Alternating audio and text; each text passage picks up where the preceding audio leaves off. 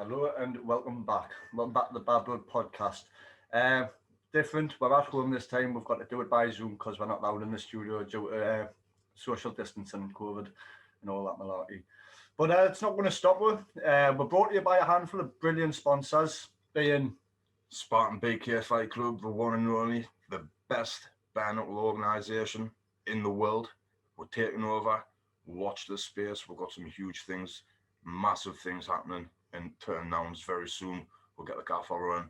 We even might have the one and only Mark Hand of God Beer. So hopefully we'll be able to bring that to you. Also, ScotWest Shellfish, fantastic. Without yous, we couldn't do what we do. It's simple as that. So honestly, all love and we'll appreciate it massively. On my side, I want to give a massive shout out to Mr. Bloom's Black Seed Oil Mechanics. He's been there helping me from the start. He's helped me progress to where we are, and he's going to be a part of our future till we're finished. Really, so massive shout out to Mr. Bloom's. We've got a new sponsor, Heathen Clothing. Thank you very much for joining the team. And as always, Governor Sports and Nutrition, Steve Stone, always there. Cheers, mate.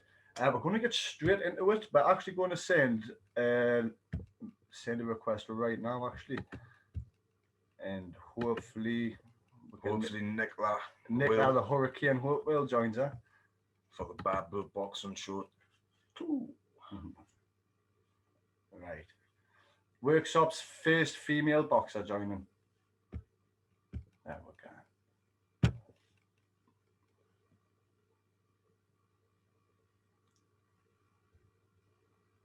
Right. Joining. Hiya, Nicola, are you all right? Hiya, I'm good, thank you. How are you? Not too bad. Yeah, we're good. Thanks very much. Thank you very much for taking the time out to join us. We're honoured to have you on. How you been keeping? Yeah, I've been all right. Yeah, really good, thank you. How about you? Well, Nicola, you are Workshop's first female boxer. I am correct, aren't I? Yeah, you're right, yeah. Well, how was your introduction to the sport? How did you join boxing? How did you become into it? Well, I was one of them people that just joined the gym to get fit, really. Joined sort of a ladies boxercise class. And then it just went from there, really. So I was just going like one day a week. And then when my fitness started getting better and I really started enjoying it, I started just increasing my days that I were going. And then I guess just started doing pads, bags, then started sparring. So it just went from there. I just built it up, really. Yeah. How long after that was it like when you started getting like really into it, when you were like getting good on pads, bag, all that stuff? How long was it before you decided to think, I want to have a fight? I want to see what it's all about.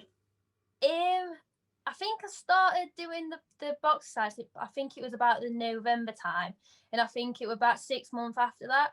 And then I was starting to think about, actually, I want to try and have a go. I want to try and have a go at this, get my medical, and have my first fight.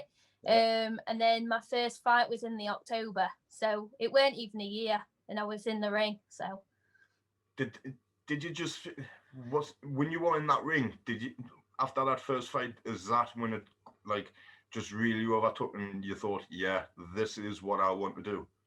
Yeah. So my first fight, I stopped the girl in the third round, so it didn't even go all the way. Yeah. But I was a bit nervous because when I turned up to weigh in, she was a bit bigger than me. Like, we done on weight and everything, but like the way she looked and everything, she was a bit bigger than me. She was full of tattoos. Like, I've not got none sort of thing. I'm like really like girly. I've got no tattoos, nothing like that. So then I like looked at her and I was like, oh my God. And then I knew that she'd already had, I think it was 3 fights to my none. And then when I got in the ring, I was so nervous. But then as soon as that bell went, like the nerves just went. And then the third round, I just went for it. And I stopped her. So, and then I think it was from there. Then I thought, actually, I want to do this again. I want to do more of it. Mm-hmm. So it really was just a natural progression from there. How did it feel with the nerves? Because obviously you said you were a bit nervous, but when you got in the ring, it shifted. How was that a weird feeling? Yeah, like I've got, like, I still get it now, but I guess for your very first one, like my legs, I can remember my legs were just like jelly, and I was like, you know when you start like doubting yourself, like what am I actually doing? Because it was the first time I'd done it. I didn't know what it was going to be like. I didn't know what to expect, and I even didn't know how the crowd were going to like affect me, like affect my concentration or anything like that. So I think when the bell went, it was that thing of I either need to hit her and I need to win that fight, or she's just going to hit me. Yeah. So it was just one of those things where when bell went, I just went for it. So how was your amateur background, Nicola? I've seen on your social media and that you've won a few championships and that. Yeah, my amateur background, I had 32 fights altogether, and I won 23 of them. So not a bad record, to be honest. And I think there are a few dodgy decisions in there as well, like on away fights and stuff. Oh, it always happens. Politics. But I had the English flyweight belt, and I had the elite flyweight East Midlands belt. I won a belt when I went to Ireland for that was like a tournament I went to. I won the best overseas boxer for that, and then I come runner up for the best overall senior boxer, and that was after winning my gold as well. And then elite championships, I've won the development, so I got gold in that. Then the like ABA ones, I always came up like against the GB boxer, so I usually walked away with like either bronze or silver from that. I think I got 1 bronze and 2 silvers from the elite ones. And then box cups and stuff like that, I got mostly golds. I've got a few silvers from them, but mostly gold. Okay. That's brilliant, aye. Well pedigreed. Very aye, good brilliant, schooling. Aye. So at what point was it in your amateur career where you thought, I want to take this to the next level? What point did you think, I want to turn pro? It was 2019. So in our gym, one of the lads turned pro. So he was like the first one out of our gym to turn pro. And I did all my cornering sort of stuff, so I could help our coach in the corner. So I went to his first fight, and then I was already thinking about it at this point. But then after that, then I decided that was like the next step, because it got to the amateurs, and there's not a massive pool of girls, so we're boxing the same girls. I started like one girl I boxed 4 times. So out of my 32 fights, I boxed one girl 4 times, but she was a good girl. I posted something on my social media this morning actually. So she would box for England and stuff, and like I lost the first one. Like I definitely lost the first one. But then like the second one was close. But then the third one, she held the East Midlands belt, and I challenged her for it, and I won her on that one. Yeah, unanimously. But then split. Sorry. But then I boxed her again after that in Ireland, and then I won her unanimously. So like the progression, I just felt like I was getting better. Yeah. Right. Yeah. You can feel it yourself, can't you? You know. Yeah. And I think you feel like you can tell your technique's getting better and you're getting sharper, but then also like your fitness and your strength as well. Because I think when I first stepped in the gym, I weren't the strongest of people, but now I think I've like worked on that and built up some strength. Oh yeah, you look fast, sharp, and it looks like you've got the power on the training videos we've been seeing. Looking really good. Thank you. So I'm guessing there's absolutely no regrets at all from leaving the amateurs and turning pro. No, none at all. Brilliant. Do you think it's all just to do about good timing? Yeah, I think so. And I think like obviously the past probably year it's been really good for female boxing, hasn't it? So with all the female shows and they've been putting on, and like the matchups like Natasha Jonas and Terry Harper and fights like that. In the back of my mind, I wish maybe I'd have done it a year earlier. But then if I had done it a year earlier, it might not have worked out for me, where at the minute it's going all right. So I feel like the timing's good. How's training at the moment? Obviously, we're living in super weird times at the moment. But how are you adjusting your training to these weird times? Well, as professionals, we can still go to the gym. So I go to the gym Tuesday to Friday, and then every other Saturday. But I'm also working at home, so I try and fit a running in my lunchtime, then go to the gym at night. Try and do the odd thing on a Monday when there's no gym. So and on a Saturday as well. So try and have Sunday as my rest day. But yeah, it's weird. Like the very first lockdown, I just had my first fight, and then we went into that lockdown in March, and then there were no gym at all. We couldn't go at all. So I was just doing my own stuff, and like I bought a new treadmill, and then I bought like weights, and I tried to build my own sort of gym up. So I've got quite a bit of equipment at home now, so I can just carry on. And we're lucky, I guess, because it was summer, and I will be able to go out running and on bike and stuff. Oh, yeah. So it's just like adapting, really. Really. In this weather at the minute. Oh no! Do you know what? I'm glad I've got my treadmill at the minute, because I've not been able to go outside, and I'm a bit of a wimp when it comes to cold. Oh, but it'll be a blessing that. So, who are you currently training with? Who's your team? Where are you training? My trainer is Chris Boyle at Boyle's Pro Boxing, which is in Worksop. Brilliant. And have you got any information on the next fight or a potential fight, anything like that? No, not really. I was supposed to do a show. It was supposed to be this weekend, but that got cancelled before it got officially announced, because of lockdown and stuff. But hopefully, I'm hoping for March, April time, as soon as these restrictions are lifted slightly. So fingers crossed, it'll be sooner rather than later. But I'm just training at the minute. Just like I'm training, like if they rang me up and said you're fighting Saturday, I'd be ready to go. So I'm just keeping it up. Excellent.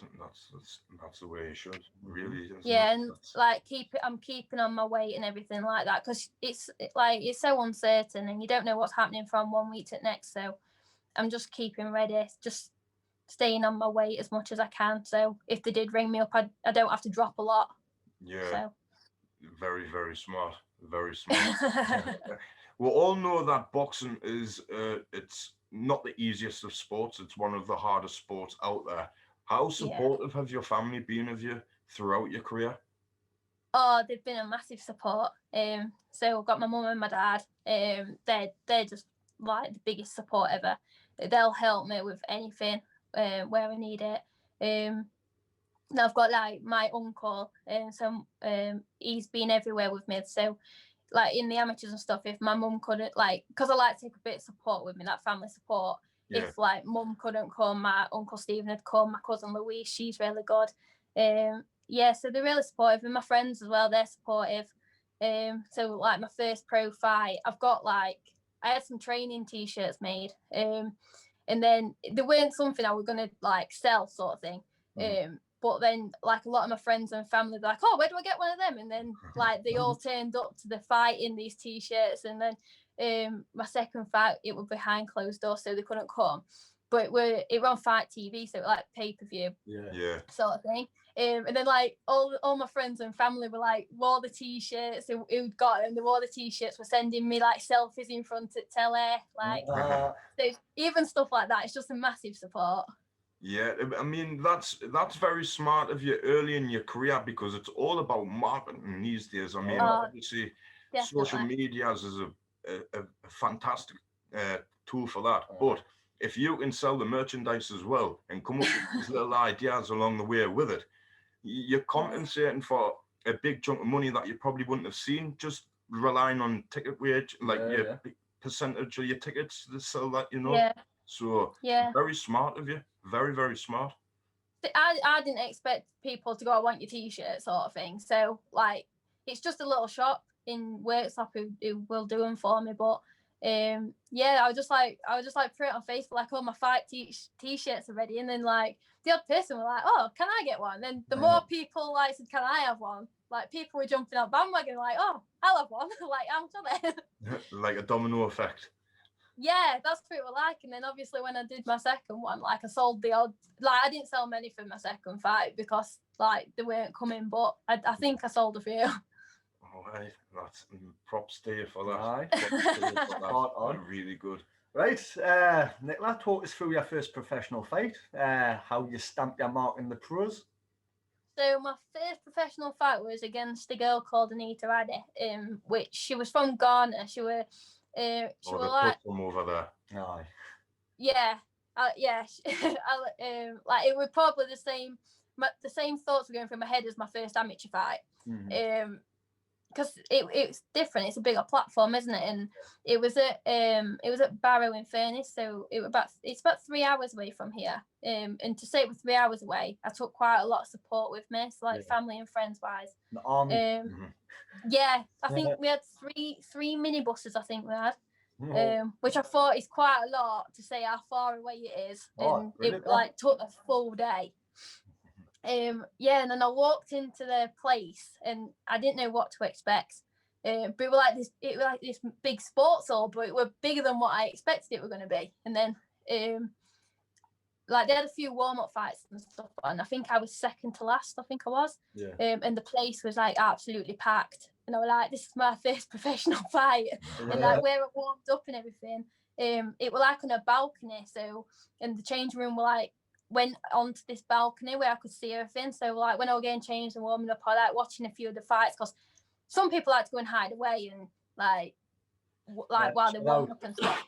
But I like to like look what to expect sort of thing. So like I kept popping out onto the balcony to have a look, and like I was just loving the crowd, and like they were so pumped and stuff like that. So like I got warmed up and everything, and then when I walked at ring, like again, it was probably the same feeling, but maybe not as nervous, because it's boxing, isn't it? Like professional or amateur, it's still boxing. But I stopped her in I think it was 20 seconds into the second round. Like it was scheduled for 6 rounds. But she was a good opponent. Like we have our GB team over here. She was on their Ghana team as an amateur. So she was a good first opponent for me. Yeah. See, that's when I was like saying before, like the tough from over there. It wasn't in no means in any derogatory terms. It was like you've got the likes of Joe Calzaghe had a really tough fight with Sakio Bika. You had Joshua Clotty, who was from over there. More recently, Zoltan Tetia. From across there, they're genuinely really are tough people. So you've done really well to stop the woman. You know what I mean? 100%. Yeah, like first round, it were kind of, she was slightly taller than me, and had a bit of reach on me. Not a lot, but it were enough. So it was kind of one of the rounds where I like kind of getting my distance, getting my time in, stuff like that. And then I caught her at the end of the first round. I caught her with a combination, and I finished with, I think it was my backhand, and I saw that it did something. Yeah. And then the bell went. Yeah, it kind of changed the fight, and then the bell went. So I feel like bell saved the sort of thing, because I was ready to go back in. And then I went back to my corner, and like we said, same. And then I just went, like, the bell went again, and I didn't expect to go and stop her in the first 20 seconds of that round. But I did same. I threw a combination at her, and then went in again, like the second phase. And it were body, I think it were head shot, then body shot, then went back to the head, and then she went down to canvas. I think it was body shot that took wind out of her, really. So was that something that you were working on in the gym, that sequence, or did the finish just present itself to you like during that moment? I think in the gym, like, we work on a lot of different stuff, and I think it just came natural. It just came natural to me, to the openings that I saw when we were boxing. Brilliant. That's right. Do you know, growing up in the amateurs, who, obviously women's boxing wasn't really that huge back then, but who did you model your style? Who did you enjoy watching? To be honest, as an amateur, I wasn't massively into watching a lot of boxing. Right. I've started like watching a little bit more now, as a pro. But I think as an amateur, I always liked Nicola Adams. And I was lucky enough, actually, as an amateur, she came to train at Ingles Gym, ready for her professional fights. And I had the chance to go and spar her. Oh, wow. But I went sparring her. I thought it was just a one-off, but I went sparring her, and then they asked us to go back, which I thought that was really good. So I feel like I learned a lot from that. And I'd always liked to growing up anyway. And if she were like boxing, I'd always kind of watch her. And she was my weight as well, so that's a it was, huge for testament me that to was your amazing. skills. It is. A huge testament to your skills for to be asked back into. Yeah. I mean, for a woman Of that of caliber. that caliber, the accolades that woman has, it's a real honor to be asked back. Yeah, when I was asked back, like obviously I were over the moon sort of thing. And just the experience for me to get in the ring with her, because obviously with her being like the 2-time Olympic champion and everything, all the fights that she's done, when I like went to do the sparring, I didn't know how hard she was going to punch me. I didn't know if I'd get hurt. Because there was just such a big difference between us. Like I'd not at this point. I'd probably had like 25 fights. So against the probably 200 and odd, whatever she had, it's not a lot. So yeah. When you were in there, like, how could you tell? Because we all know boxing's all about levels. Yeah. How different when you like after the first exchange, was it? How long was it before? What did you take from that? How different was that at that time in your career to like be in with a double Olympic champion and like actually go rounds with her? I think like when I first got in there, and probably like the first shot she caught me with, it kind of like woke me up a little bit. Like, right, this is what she's got. That's like her strength sort of thing. And then as the rounds went on and I started catching her with stuff, and I was actually like, oh my God, I can actually catch her. I can actually, you know, like just that bit of shock, like, well, she's a double Olympic champion. I've just like hit her with right back. A huge confidence boost. Yeah, huge confidence boost. Yeah. Right there. So, Nicola, have you got any sponsors on board that you want to give a shout out to? Yeah, I have. I've got KC Sofas. So they're local to me, but they're online and everything. They've got shops Worksop, Castleford, Doncaster. They've supported me from the beginning, from when I first turned pro back in March. They're really supportive of me. I've got Cost Cutter in Mansfield, so that's like one of your Cost Cutter stores. He's supported me from the beginning, and then I've got Round One Boxing, so that's an online sells gloves and boots and everything like that. And those three sponsors, they sponsored me all through last year, through the pandemic and everything like that, when it was tough for them. So once they're massive thank you to them. And then I've got a nutrition sponsor, so Jack Ball Nutrition. So they came on board, I think it was October, November time last year. So they provide all my like my vitamins, my protein, everything like that. So massive shout out to them. What I know this might be a silly question, but I've got to ask it. How massive is their help, and how beneficial is the sponsors' help towards your career?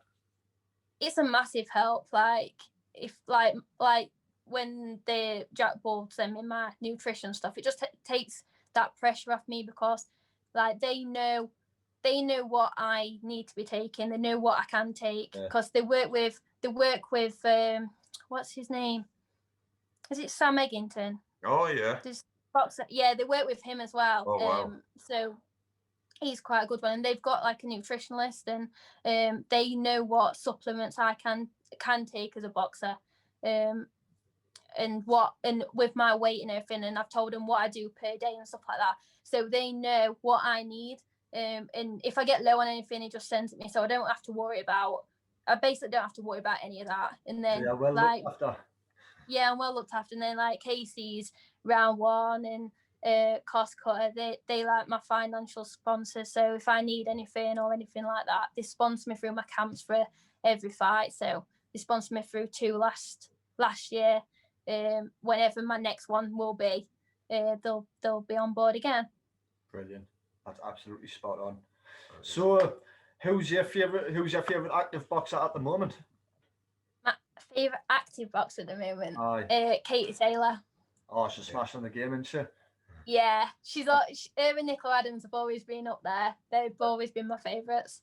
But when people say, "Oh, you fight like a right girl," that's becoming a compliment these days, isn't it? Yeah, that's a compliment. That It actually like, is. Women's boxing at the minute is booming. Oh, it's on a different They've got level. Terry Harper as well. She's like doing really well at the minute. Beast. I sparred her as well. You sparred with Terry? How was that? Yeah, that was good. Yeah, I sparred her a few times as well. She's strong. Strong. She's a strong girl. Yeah, like I said, Nicola was like, she were all right, but we were the same weight. But Terry's a few weight categories above me. But you can definitely tell, and she's very powerful. And with the strength and conditioning stuff she's been doing lately, I think she'll be even stronger now, because it's about a year and a half ago since I last went, like due to pandemic and stuff. It's about a year and a half ago since I last sparred her. Wow. Brilliant. So have you been there? Have you sparred with any other top names in the pros at the minute? I've sparred Nina Bradley. Don't know if you have heard Nina. Yeah. And I've boxed Lisa Whiteside. I boxed her in the ABAs. Yeah. Wow. Yeah. Excellent. I lost on points, but like It's still at an that point, experience. I think I'd only had about 14 fights. Oh, it's still fresh. Wow. I was still fresh, and I can remember talking to her, and she said, "Oh, I've had like 148." I'm like, oh, 14. So I was proud of going distance with her. So, what was it like in the amateurs fighting out? Like, what were you there? How many fights were you in when you boxed her? I think it was 14. I'm sure it was 14. So, like, was I'm guessing the competition wasn't like complex. I'm guessing it was just like lower level and then bump straight up, no in between. Yeah, well, like I was doing like club shows and stuff, and then I did the development championships. I think that were like after my fourth fight, I just went straight into development championships. I come out with a silver. Then the following year I did it again, and I won gold.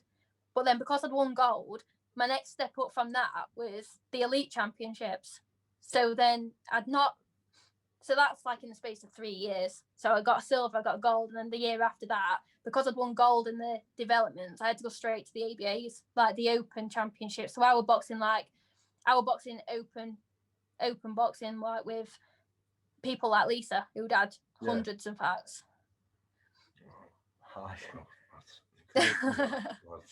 It baffles me, because if I was only 14 fights in and they said, right, you're fighting him 100 odd fights, I'd think, ooh, I didn't know how many she had. Do I really need this at this time?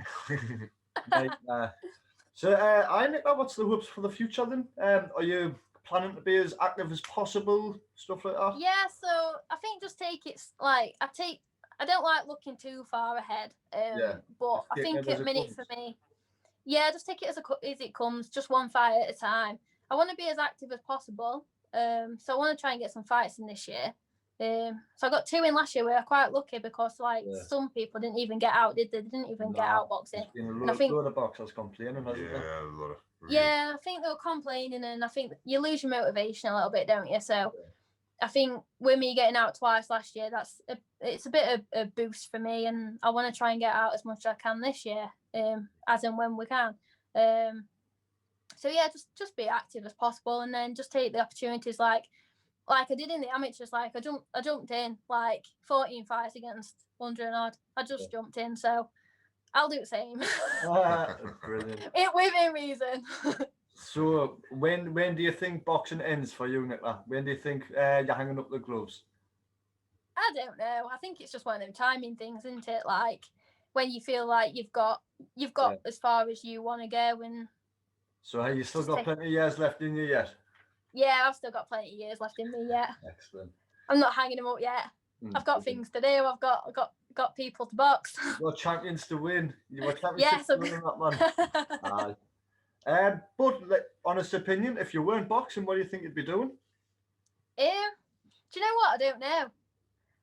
I'm not sure. I probably, because I work full time anyway, I'm probably one of them people that finishes work, probably goes to a normal gym. I think that'll be it, really. I don't know what else I'd be doing. I think I'd just concentrate more on my career as a job rather than anything else, because I'm in a good job at the minute, but obviously there's lots of routes to go down. So probably just do something like that. Spot on. Brilliant. What do you want? Aye. COVID, has it had any effect on you as a person? And out like that, has it, like, we're just trying to get like a little like, I don't know how to say it, like a little database in of like what people's opinions are like of this COVID stuff like that. Do you know what? I'm not sure. It's a weird one, isn't it? It's just a strange one. Like last year, my dad didn't go to work last year. He was furloughed for most of it. But like because of his health and stuff. So I guess from my point of view, I've kind of had to be careful of who I'm mixing with. Just because I don't want my dad to get it because of his health. And then he went back to work for about 3-4 weeks, and now he's off again. So all in all, I just don't know what to make of it. I just think it's a strange one, and I don't know if now these vaccines and stuff's coming out. I'm hoping it's going to do something, and like we'll get back to. Well, I don't know what normal is anymore. I don't know what like normal life is anymore, but like some sort of normality where we can start doing stuff and going out and. Yeah. It seems so far in the future though at the moment. Like everything, it just seems so far away, and it's. Yeah, and I just feel like they're moving the barriers all the time. Like, it's gonna, like last year it was like, it'll be till the summer, and then it'll be, it's till the autumn. It'll be till Christmas, and then it were till Easter, and then I think it was yesterday I saw something. It'll be till summer. I'm like, what? Moved it again. Literally pushing the fences. But Nicola, we've got to keep this like short and sweet for like with memory. But would you come on again? Yeah, of course I would. 100%.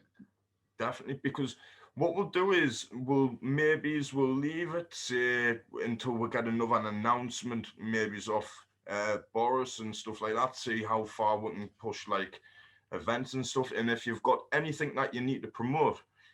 Yeah. We'll get in touch and we'll send them another little interview up.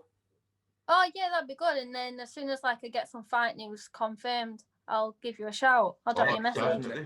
100%. We'd love to, like I say, if we can help you, we'll push as much as we can. We'll do that for Nathan as well, Nathan Russo. Yeah, I've known Nathan, yeah. Yeah, we'll do the same for him. We'll be having Paul on later, Paul Pierce. So we're going to get behind you and give you a little push to see how far we can help you. Oh, that's really good. Thank you. That means a lot. No, not a problem. Well, Nicola, thank you very much for your time. No worries. It's been absolutely. Really enjoyed it. It's been a pleasure. No, really enjoyed this one. Really enjoyed it. It's been my first one back. I really enjoyed this one. It took so long. It's been the first one back, and we've really enjoyed it. Right, we're going to wrap it up there, Nicola. Thank you very much for coming on. We want to wish you all the best in your future, and we'll always be there along the journey, 100%. Supporting. 100%. Thank you. No problem. No Ta-da now. Bye. Thanks a lot. See you later. Ta-da now. Bye. Bye. Right. Excellent. That was Workshops Nicola the Hurricane Hopewell. I enjoyed that. It was first one really back. Enjoyed that. Obviously, it's on Zoom and that. We can't really do nothing about that. So I've just got to work with it. Got to work with what you've been given. So you know what I mean. Once again, massive shout out to Mr. Bloom, Mr. Bloom's Black Exceed Oil Mechanics, Heathen Clothing, and who else? I forgot it. You got him, man. And Manny Joe, and there he is. Boom! The Governor Sports and Nutrition. Hit them up. They're all on Facebook, Instagram, Twitter. Check these guys out, man. Spartan BK FightClub, as I said, watch out. Biggest bare knuckle company in the world. We've got some massive news to hit the media soon, so watch out for that. We'll get the gaffer on, and as I said before, we might have Mark the Hand of God be around, so watch out for that. Also, ScotWest Shellfish, honestly, without your support, we couldn't do this. Forever grateful. Thank you very much.